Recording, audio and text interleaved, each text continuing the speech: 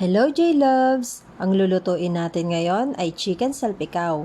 Kalimitan namin ginagamit ang chicken breast, oyster sauce, Knorr seasoning, at syempre para mas flavorful ang lasa ay maglalagay din tayo ng maraming bawang, bell pepper at siling pangsigang.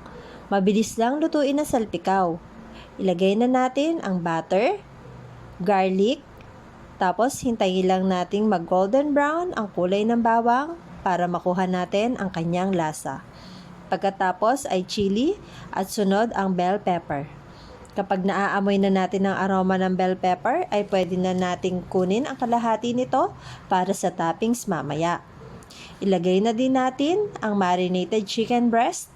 Gamit ko ang oyster sauce, Knorr seasoning, garlic at paminta pang marinate.